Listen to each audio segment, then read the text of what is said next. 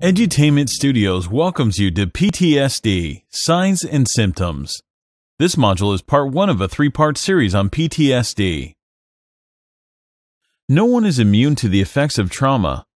As it can completely drain your physical and mental energy, it is important to recognize that people have many different types of trauma in their lives. Understanding its impact is an important first step in becoming compassionate and supportive to others who may be having a hard time coping with the aftereffects of a traumatic situation.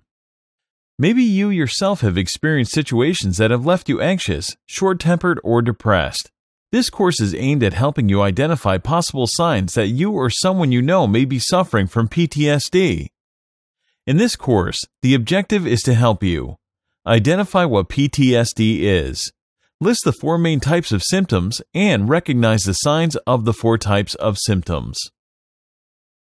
PTSD stands for Post-Traumatic Stress Disorder, which is categorized as a mental health problem that develops in response to a traumatic or life-threatening experience.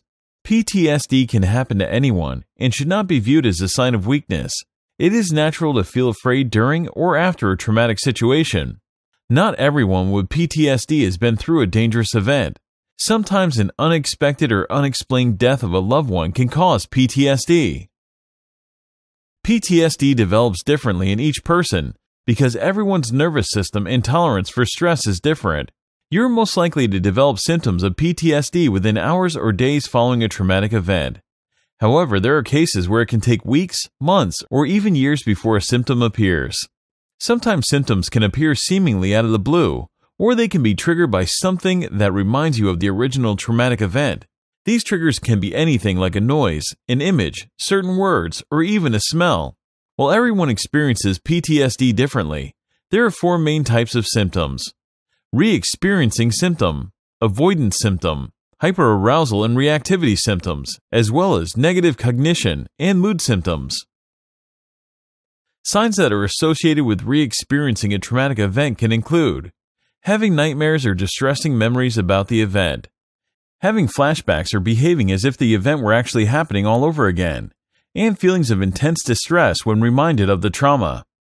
Some people will have a lot of upsetting feelings when they are reminded of the event.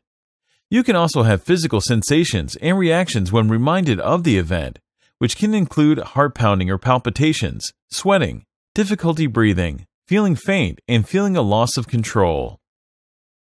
Some will demonstrate signs of avoidance to anything that reminds them of the traumatic event. This includes staying away from any people, activities, or places that are associated with the traumatic experience, and avoiding any thoughts, conversations, or feelings about the traumatic event.